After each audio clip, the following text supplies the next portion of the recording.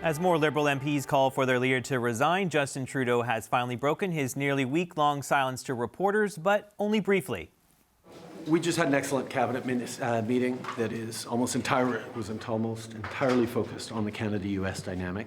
We know how important it is for Canadians that we be there to protect not just the Canadian economy, but their jobs, the cost of living challenges they're facing that could get worse. We have a lot of work to do, and that's what we're focused on. The Prime Minister did not take questions and did not address his leadership. So with so many unanswered questions, why did 12 MPs still decide to take a new cabinet portfolio today? Steven MacKinnon is now the Minister of Employment, Workforce Development and Labour. You've added that title. You've kept that title and added some other ones there, sir. Nice to see you. Thank you for coming on. Thanks for having me. So why are you taking this new job now? I mean, the party's kind of in a tough spot. The support has cratered in the polls. The Prime Minister's position is very tenuous. There's a lot of questions about his future. Why take on that added responsibility with all that going on? Well, we're a team, and I can't imagine anything more pertinent, challenging, yes, but also invigorating than protecting Canadian workers, Canadian jobs, in the current context, given the obvious threats coming from south of the border, but given the obvious economic pressures that the entire world is facing. So I relish the challenge, and I'm looking forward to working with workers all over the country and making sure that we have the supports underneath the Canadian economy, but also looking forward to those jobs of tomorrow that are starting to emerge. Did the Prime Minister assure you that he is in it for the long haul? Did he give you a sense of when he would be done reflecting on his future? Well, I don't characterize, of course, cabinet discussions or private discussions with the Prime Minister. What he made sure that we were under no, he wanted to make sure we were squarely focused on the upcoming U.S. inauguration, the change of administration, the threat, the obvious threat that poses, and more generally, stay foursquare and focused on the Canadian economy and our ability to respond to these world pressures. That we will do. We have a incredibly competent, broad team who's doing that, Mr. LeBlanc, Madame Joly, and others who are squarely focused on the challenges in the U.S., and other of my colleagues who are continuing to work on the fundamentals. So are you, like the rest of us, in the dark about whether he's going to stay or go, or did he give you some answer as to whether he will stay on? Look, if the Prime Minister is in a process of reflection, that is his process of reflection, and I know when and if that concludes, that he will update Canadians on that through you, probably. But until then, we're a team. This is a very experienced government. We've been through a global pandemic. We've been through wars in the Middle East and in Europe. We've been through a number of challenges. We will continue to meet that moment and meet those challenges with every bit of energy that we have. The number of Liberal MPs that are calling for him to go, as you know, is ticking up by the hour. We've had 2 on in the last 40 minutes. They're up to 21 now calling for him to step aside. It does seem sort of untenable to me for him to stay on when so many of his own people want him to go. Are you not concerned about caucus support cratering, peeling off, and all these people going public now with their call for him to resign? Well, we have an extraordinary group of members of Parliament, and we've come a long way. We've put a lot of things in place that support Canadians. When you think just, recently, dental care, pharmacare, the Canada Child Benefit some years ago. These are things that have helped Canadians' lives immeasurably. Our housing programs are starting to find traction. These are things that are helping Canadians who are watching us, JP, right now. We've seen declining poverty rates. We are seeing a lot of progress on a lot of fronts. That is not to say there are not numerous challenges that we are determined to face. And in our caucus, of course there are going to be, and always have been, divergent views on any number of topics. That obviously includes some that are expressing themselves now, but this is a government that's functioning well. This is a government that's responding to the issues of the moment and the issues of the day, and we're gonna keep doing that. as I said, there's 21 publicly who say he should resign. Chad Collins, one of the disaffected Liberal MPs who's kind of leading this effort, says it could be double or triple that amount in reality. They just don't feel comfortable coming out to say that.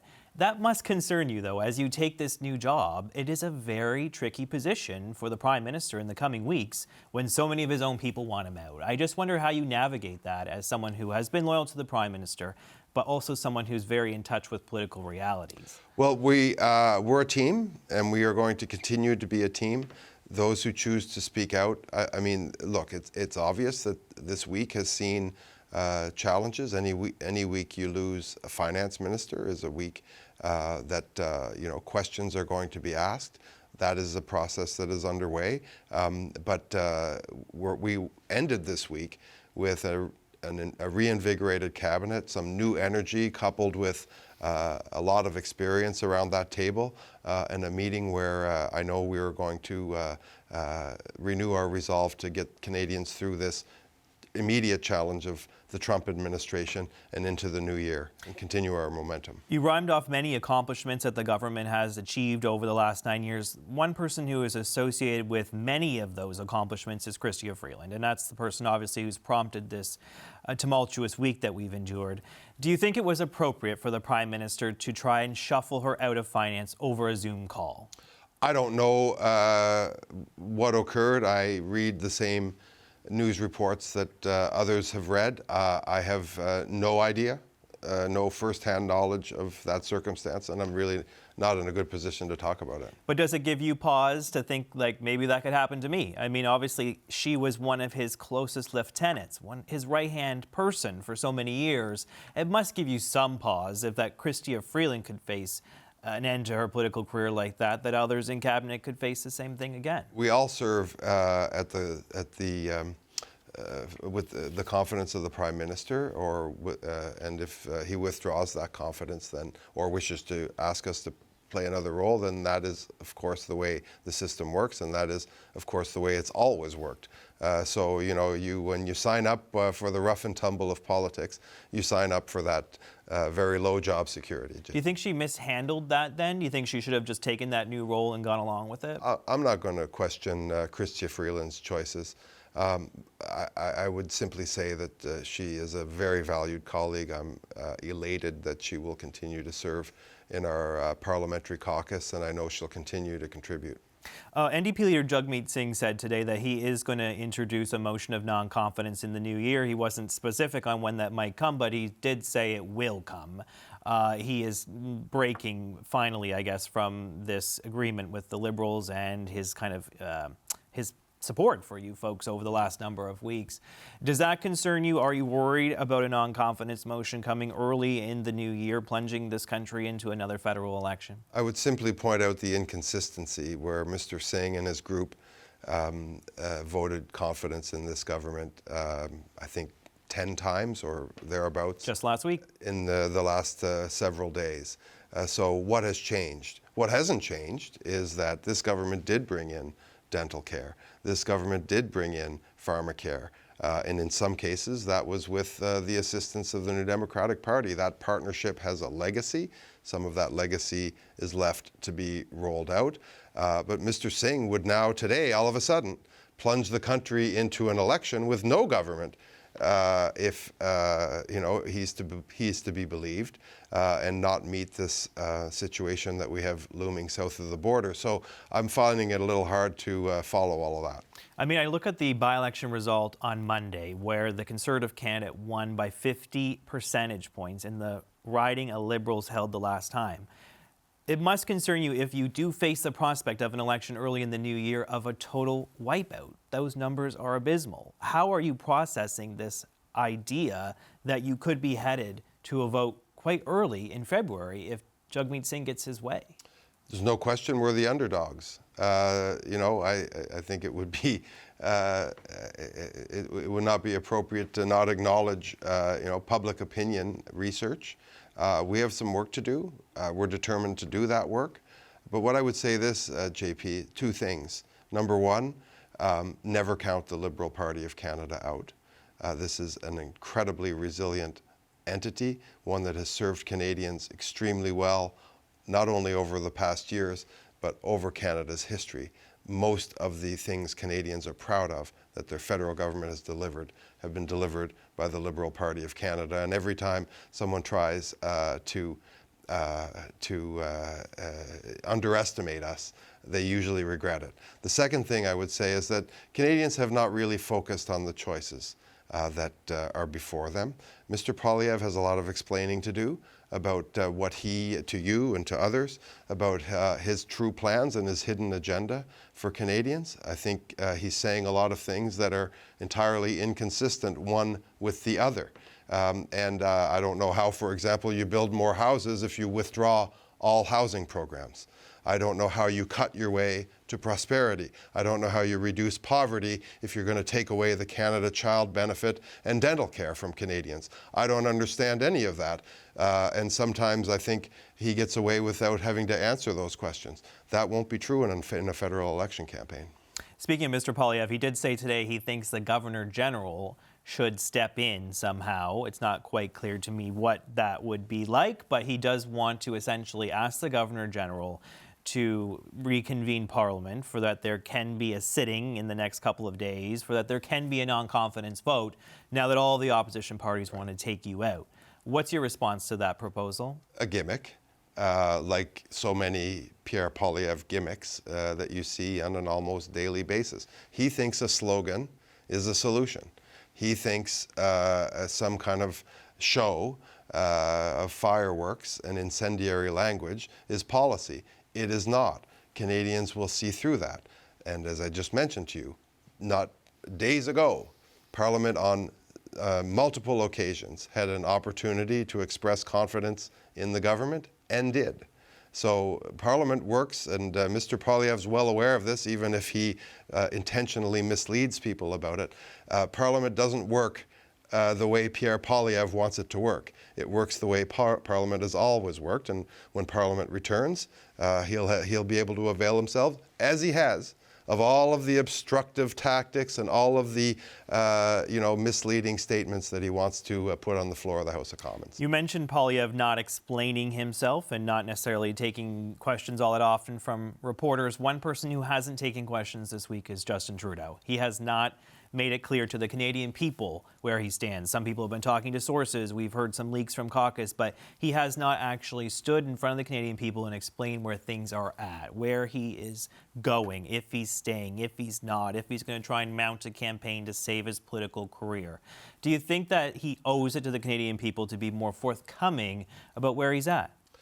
Look, I know that the Prime Minister has been engaged all week on fashioning the government, on responding to this situation south of the border, to responding more generally to Canadians' aspirations as we head into the holiday season.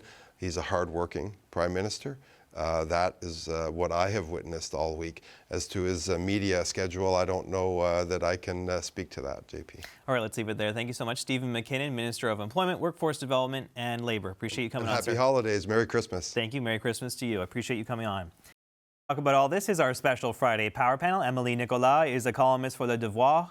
Marty Patrican is the Quebec correspondent for The Logic. And here with me in studio is Mia Rabson, the Deputy Parliamentary Bureau Chief for the Canadian Press. Hey, guys. Hello. Hi there. Hello. Nice to see you all. We made it to Friday. Let's just make it through the panel, right? We're almost there. Mia, I want to start with you on this cabinet shuffle. As you heard there in my interview with Steve MacKinnon, he said this is going to give them some new energy. You know, essentially this is a new face to the government, trying to spin the addition of some new faces, giving some folks some new jobs. Do you think that this accomplished what the Prime Minister intended to do here, which is kind of stabilize things, stabilize a government in chaos? No. I mean, in one word, no. I'm not sure exactly what the Prime Minister was hoping to achieve with this, because this wasn't going to quiet anything. In fact, it's actually stirred up the pot more, because how it was handled, all of the leaks, people were being told they were maybe in, they might be in, do you want a seat, and then not being asked. It has caused even more tumult within the Liberal caucus, and as we've seen today, even more MPs have now come out and said they want Justin Trudeau to step down. If the goal was to quiet that, it certainly had the exact opposite effect. And in terms of energy, Watching ministers arrive, normally a cabinet shuffle day, especially when new ministers are getting in, and 8 new ministers, is usually like they're excited. They're all smiles. They're practically skipping into the room. If I hadn't known it was a cabinet shuffle, I would have thought they were going to a funeral. It was not, there was no energy. They were like, oh yeah, we're kind of here, and yes, we want to be united, but there was not a lot of energy, and I almost felt badly to some extent, because it should be a big day for people when they get into cabinet, and it just wasn't. It just was not that kind of energy, and if the Prime Minister had hoped that this would sort of seal the deal and allow him to sort of restart, that's not what happened today. Yeah, Rob Oliphant, who was on just earlier, the Parliamentary Secretary, the Minister of Foreign Affairs, who's now speaking out against the government, against the Prime Minister, I should say, called it a caretaker cabinet, right? He was suggesting this is not necessarily something that's going to be around for the long haul, and maybe some of the ministers knew that. Well, Nate Erskine-Smith even said that. He's like, I don't think it's a very long roadway. Yeah, not a long runway here. Marty, talk to me about Nathaniel Erskine-Smith. I thought that was an interesting addition to the cabinet, only because he has been... he's been kind of a maverick. He's voted against the government in the past. He hasn't always towed the party line. One MP I spoke to was a little uncomfortable with him going in because, is the Prime Minister rewarding someone who has not always been the most loyal? That's what this MP was concerned about. Do you think that it does send a bad message to put somebody like that in? Look, Nate Erskine-Smith, I have a lot of time for. He's a guy who likes to talk to reporters, which, it puts him in my good books. The joke is, as you say, that Nate Erskine-Smith has always been sort of too mouthy and too against the grain for cabinet, despite any, his capabilities or what have you. He just wasn't necessarily a loyal soldier. To that MP that you were talking to, look, I don't think they're worried about loyalty or anything like that. They're looking for warm bodies right now. And the fact is Mr. Erskine-Smith is capable of doing a job that demonstrably that he himself says is probably not going to last for very long. There's a few other names on there that are fascinating to me. Rachel Ben-Dayan, who's going to be official languages. She's someone who came out not too long ago talking about how didn't refuse to recognize the decline of French in Quebec. Now, there's a very good argument to be made that actually French is pretty stable in Quebec, particularly the language spoken at work. But having her in that position is going to outrage people in Quebec. There's that name. And the other name I was thinking about was David McGuinty. He's a guy that's been in politics for 20 years, has no cabinet responsibility whatsoever, and all of a sudden we give him public safety right when Donald Trump is coming in. It's look, again, I use the term warm bodies. This is something to stanch the bleeding, to get people in there to basically do the job that they wouldn't necessarily get picked otherwise, I think. Yeah, and it seems like that public safety role is being carved up a bit, right? Like some of the responsibility for the border will still rest with Dominic LeBlanc, even though he's finance minister. But David McGuinty, a former chair of NSICOP, the National, whatever that acronym stands for, you know what I'm talking about, the National Security Committee. He has some experience, I guess, in that, and that's he might not have to be briefed up as much as somebody else who would take on that role. Emily, what do you make of this cabinet shuffle? Was there anything in here that can staunch the bleeding for the Prime Minister? So he was cornered into doing the cabinet shuffle. That's not necessarily something that, especially in the ways in which it came out with Chrystia Freeland leaving at the beginning of the week. This is not the way he wanted to do the cabinet shuffle. There's a couple of issues with in terms of how long it took. The first is that, and we've alluded to that already, once you do the cabinet shuffle, there's a lot of people who were inspiring to be ministers who realize they're not, and so it's easier for them to add their names to the list of dissents. This is exactly what we've seen. The other thing is that you're running out of competent, loyal people, and so that explains some of the holes and some of the criticism that Marty is pointing at in terms of who's actually there that is ministrable and who could be able to ministrable is a word in French. I'm just badly translating, but it works better in English, frankly. It works better in English, maybe. But yes, so we're running out of people. I think explains some of the nominations that we're seeing. We're also running out of loyal people. And so to the point about, rewarding disloyalty or rewarding being mouthy, there's two ways to look at it. But one of the ways is that if you're being too hard on people who have been critical in the past, then you're going to also run out of people to be in your caucus. And so if you're at this point, Justin Trudeau needs to to be a little bit more understanding of people critical to him, because that's basically all he has left. Well, And so there's that as well, and there's of course the issue of solidarity and within cabinet, which makes it harder for people who are dissentful to actually continue to do that once you have co-opted them. And so co-opting is also has also been used historically as a good political tactic. And so there've been some of that also being at play. But this is very much not a reset of anything. This is we waited to the last minute, and now it was actually worse not to do it. So we did it.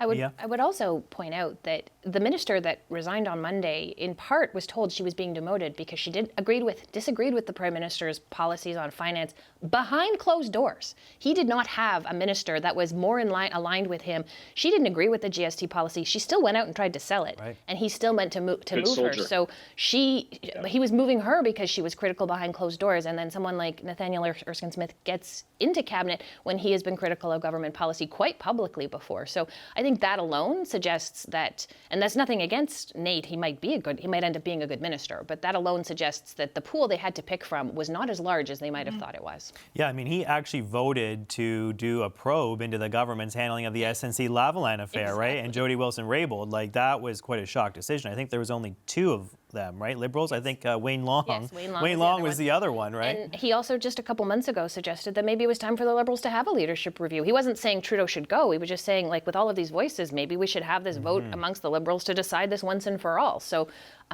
he wasn't exactly backing the Prime Minister. No, he said to take it to the riding associations, right, and have them weigh in on whether he should stay. It definitely was not a full-forced endorsement.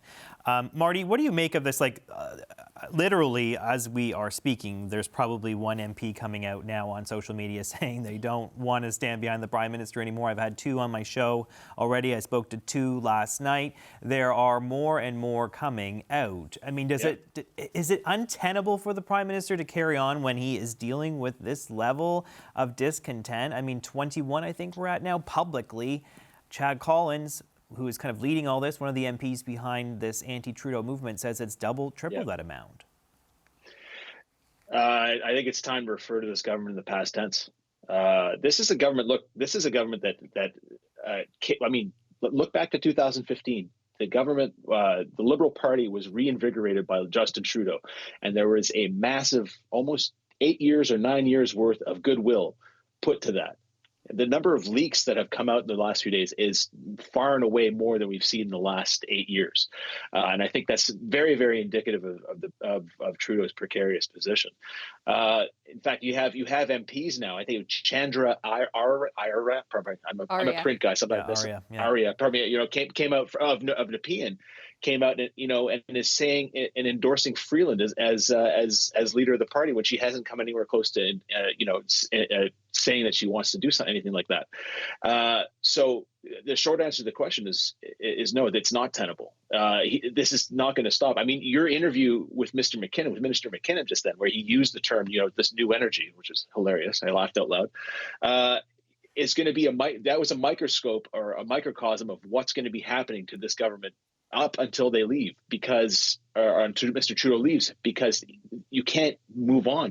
All you're going to do is get asked these questions again and again, and it's not going to go away because, as you said, new ministers coming out and new MPs coming out, not ministers per se, but MPs coming out and saying that he needs to go. Emily, what do you make of this disloyalty, I guess you would call it, or maybe just someone are characterizing it as loyalty actually to the party because they feel like this is what's the best move for the Liberal movement. They're trying to save the party from total electoral ruin and disaster. I had Eric Grenier on earlier. He says they're back to where they were in 2011 when they only got, 34 seats. So a lot of these MPs are saying, thank you, Prime Minister. We appreciate your time in office. It's time to move on. They're framing it as if we're not being disloyal. We're actually standing up for Liberal values, the Liberal movement, the Liberal brand, and trying to save it from oblivion. And that's the reason why you're not seeing people leaving caucus or crossing party lines. And this is something that back in the fall, a lot of people had trouble with in terms of, if you don't disagree with the Prime Minister, why don't you become independent? Well, really, when you look at people's motivation, it's very much about I'm doing it because I'm a liberal and I believe believe in the Liberal Party. And so that explains as well the move of Chrystia Freeland. That explains as well the uneasiness in which there's a lot of ministers right now who are not necessarily being the most vocal in terms of defending Justin Trudeau. In terms of the way cabinet function, they're not necessarily going to be able to criticize if they want to stay into cabinet, but you can read a lot into people's silences as well. And there's a lot of names, obviously, that have been circulating for a really long time in terms of people trying to position themselves for a leadership race who are basically not being disloyal because they want to stay ministers, but at the same time, not spending some of their personal political capital to defend Justin Trudeau. And so if you want to see who's still loyal in cabinet, you just need to look into the silences and who's been doing the interviews to back Justin Trudeau. It's Dominic LeBlanc, it's definitely Mark Miller, it's a childhood friend, it's the people that have known the Prime Minister forever. And everybody else, there's a lot of silences out there. And Steve MacKinnon has been around the Liberal Party for a long time, right? Quite some time. Some time, yeah, very loyal soldier, speaking of those. Yeah. Mia, let's talk about the NDP. So we heard from Jagmeet Singh today. He is saying that the break will be definitive, right? We heard it in September. I'm tearing up the deal. We're ripping it up. Now he's saying there will be a vote of non-confidence sometime in the new year. This time is up. Trudeau's got to go. What do you make of him coming out after many questions this week? Because he was not exactly clear about where he stood until this morning. What do you make of their strategy on this? I mean, it's interesting that he's coming out 4 days after he could have potentially brought a non-confidence vote and now can't do it for at least 8 weeks. That now he suddenly decided that he wants to do this. There was a little bit of a disagreement, it might be too strong of a word, between Mr. Singh and Peter Julian, the House Leader, earlier this week, where the House Leader was quite clear. We're done. We're going to vote them out. And the Jagmeet Singh was not saying he was not going that far. Even when he was asked about it, he was not going quite that far. And so I think there was a bit of discord within the NDP caucus. They needed to present a united front. And I think eventually they were just saying, how can we possibly continue to support this government? If we want to be seen as the alternative, what are we waiting for? What are we doing at this point? And maybe it is a safe time to do this because he can't do this for 8 weeks. And to be honest, if, and this is a big if, Justin Trudeau and the Liberals survive till January 27th without anything else happening, they don't have control over when that motion comes. It doesn't necessarily have to be an NDP motion. The Conservatives or the Bloc could bring it, but the government still gets to decide when those motions are scheduled. They can push it back for weeks on end if they wanted to. So it's not like that on January 27th, the NDP are going to immediately have this opportunity to do this.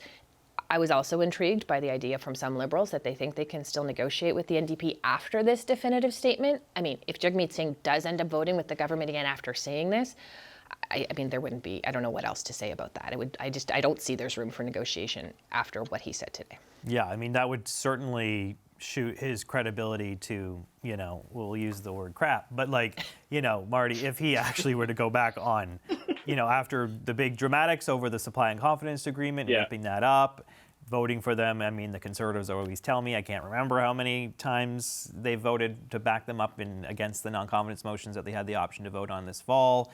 8 times, thank you. Count on Mia with the facts there. I mean, Marty, what do you take Jagmeet Singh at his word when he says, this is it, this is the final straw, we're going to take him down in the new year? I mean, look, every one of those 8 and all the prior votes to stick with the government are followed a very similar pattern. It went, we're going to vote for them, we're going to vote for them. They vote for them, and then they badmouth the government. That's what they do every single time. This is the first time. So if this is a precedent, this is the first time where he's badmouthed the government and said he's actually going to do something about it. I think that the NDP's move is very, very indicative of the precarious position of the Liberal Party. Look, the NDP backed the Liberals, was it 4 years ago, with the supply and confidence thing, and in the process, it's that Faustian bargain. You go in with this and you get policy done for the benefit of all Canadians and all that.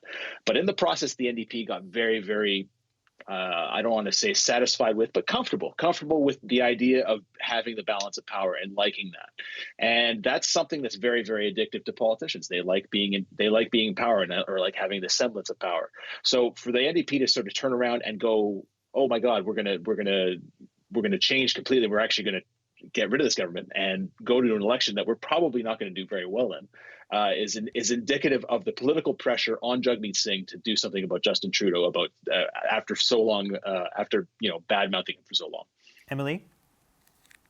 Well, what has changed since the fall, and sometimes we forget, is that since the NDP agreement with the Liberals have been teared down, the Bloc Québécois became a player in terms of keeping the government in power. And you've seen some of that negotiation happening at the end of October with the retirement pensions. So the minute that Yves-François Blanchet says this government needs to go and Justin Trudeau needs to resign, then the NDP cannot keep Justin Trudeau in power without the Bloc also playing ball the way they could when they had an agreement. And so if the Bloc says it's down and the NDP is still trying to push for a life of this government, they just lose face and look bad, but they cannot actually. They cannot actually save the government. And so the minute that François Blanchet said that, it was game over for the NDP. And I think that might have, maybe Peter Julian understood that faster than Jagmeet Singh. But in terms of the scenarios coming back to the House of Commons, either Justin Trudeau is resigned by then, either he prorogues Parliament, and then tries to do a leadership race with Parliament non-functioning, or there at some point there's going to be a vote of non-confidence. But at this point, unless there is, and it's very possible that there could be some sort of crisis coming out of the U.S. that basically puts Canada into some sort of an emergency. That could be the one odd joker there. But if it isn't anything from that, I don't see any realistic scenario in which the House of Commons functions back in the winter. And I think there's a lot of scenarios at play, none of which the House of Commons function. It actually hasn't been functioning for a while. But there is 2 no months? way there. Exactly, but there is no way there is a vote of confidence and Justin Trudeau survives it unless something happens that is really not in the interest of Canadians at all. Yeah. Okay. We don't want to wish for that. All right, I gotta leave it there, guys. Thank you so much. I gotta leave it there because we gotta get to some more interviews. But that was fascinating. That was a fascinating week. I'm so glad you guys were on tonight. You really had some great thoughts. I appreciate you all. Emily Nicola, Marty Patchkin, and Mia Rabson. Thanks for coming on. Have a happy holidays. If I don't see you, happy holidays.